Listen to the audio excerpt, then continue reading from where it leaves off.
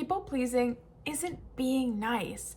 It's actually a survival strategy. If you learned early on that being agreeable or quiet or an easy, low maintenance kid kept you safe and out of harm's way and kept everyone else's emotions around you very predictable, then it makes a lot of sense why this became your conditioned pattern. Today, I'm going to be breaking down how people pleasing forms, why it persists into adulthood, and how it has nothing to do with your personality and everything to do with internal safety. When most people say, "Oh, I'm just a people pleaser," what they really mean is that they learned that their comfort came through appeasement. I want to make a crucial distinction here, okay? People pleasing is not an identity.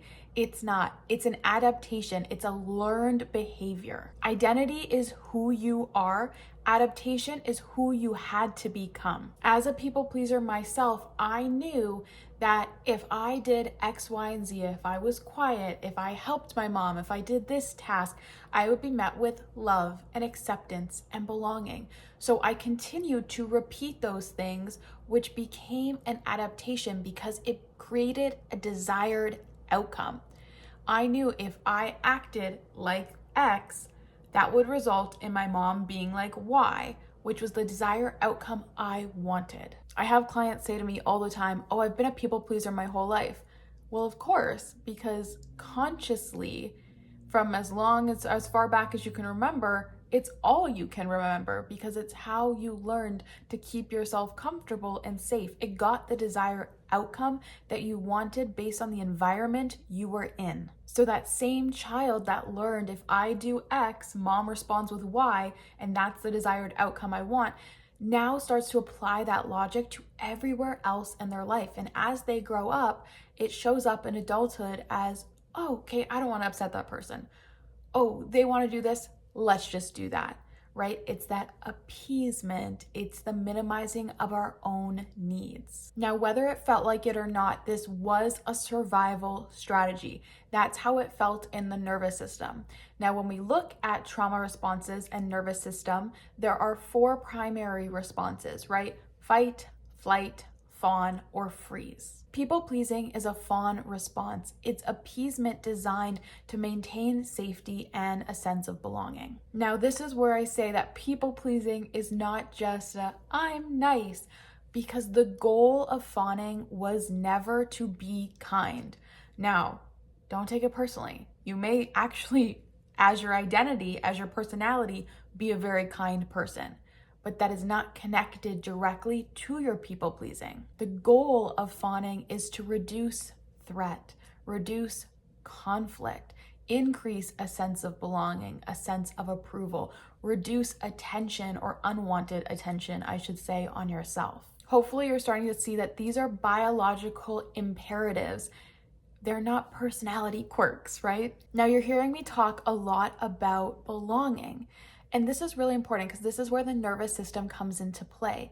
As a child, you equate belonging with safety. That's because your survival depends on caregivers. You are truly a dependent, right?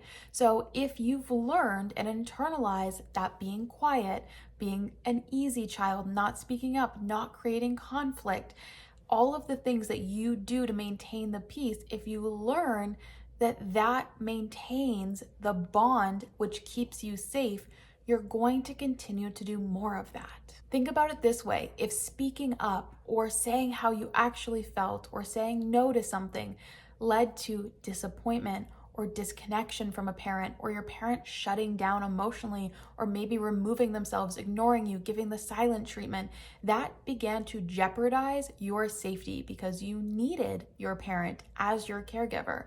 So your nervous system is going to quickly adapt. It's going to learn how to act, how to respond in order to protect yourself. It's not because you wanted to be that way, it's because you had to be. I also want to be very clear that these could be very subtle things, right? It might not be a parent that blew up all the time or a big explosion within the family. These could be very subtle things, and it may not even be directly a parent. It could be any person in some kind of caretaking capacity in your life when you are a child. Now that we're on the same page with some of those behaviors that show up, it's important to understand that the more we did them, the more they became a mask.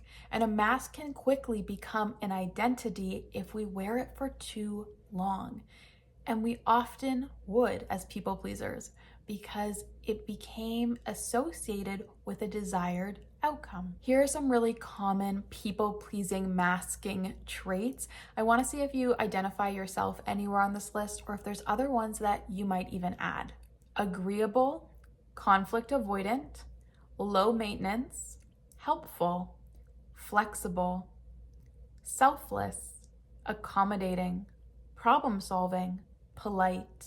And that mask got praise because adults love compliant children. Teachers love quiet students. Partners love accommodating girlfriends or boyfriends. Bosses love employees who never talk back and always go above and beyond. Now you can start to see the pattern of how the mask continued to be reinforced. It might have started by only masking in certain situations when you were around that specific caregiver, but over and over and over again, those traits were reinforced. And this is where the people pleasers really start to suffer because you are human and internally you have desires and needs and opinions and boundaries. You're not empty, you're actively suppressing them. Now, the tricky part is the cost of the people-pleasing survival strategy does not show up right away. Many people can go a long time without really feeling the expense that it has on the mind and the body. So I'm going to share a list with you of ways that it can start to show up and creep into our lives when we've worn this mask for too long. Let me know if you identify with any of these, or maybe you have some of your own to add. Resentment, burnout, misalignment, exhaustion, invisibility, self-abandonment. Because people pleasing requires you to sacrifice authenticity for safety. And over time, that is going to create an identity crisis, not because you don't know who you are, but because you don't feel safe enough to show up as your true self. So if people pleasing is rooted in survival, how do we actually change it? Well, maybe like me, you've tried all the things. Just say no, set a better boundary, communicate your needs. Yeah, that didn't work for me. Never felt good, really struggled to actually implement it. That's because that approach is behavior-based, which has a time and place. But as long as your nervous system doesn't feel safe, you will not be able to actually implement that. Now, it may work with a few people in your life who you do have safety with, but it's going to struggle to show up in other areas. In order to create psychological safety, I typically work with clients on 3 primary factors. One is going to be inner child work, really understanding how the pattern formed and what started to shape the story, because these are often what we are continuing to tell ourselves today. We have to learn where our authenticity shifted into suppression. Okay, really important. The second thing is nervous system regulation. We have to teach the body how to feel safe in order to actually do some of those behavior-based things we were just speaking of.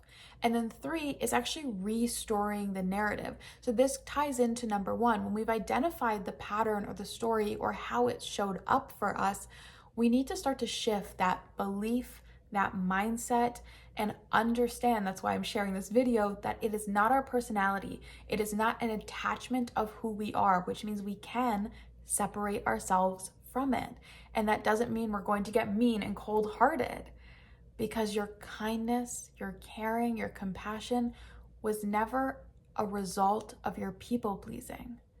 Your people-pleasing was merely an adaptation to help you survive. If you want to start to explore some of those categories, the inner child work, the narrative restoring, and the nervous system regulation, I have a free guide that will help you move through my Restory and Regulate methodology. I also have a video on it, so I will link those in the description box down below for you. I really want you to have the takeaway that people pleasing doesn't shift through force or through just do it and pushing on.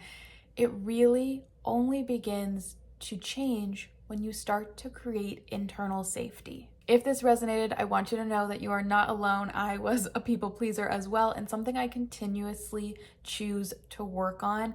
And it's some of the best work I've ever done because it allows me to step into my full authenticity and express myself from the truest form. So thank you so much for watching the video. I create new videos every single week, so if you haven't yet, please make sure to subscribe. You can also follow me at Christina.DeFranco on Instagram and TikTok, where I create content daily to help you start to make these shifts in your life. Thank you so much for watching.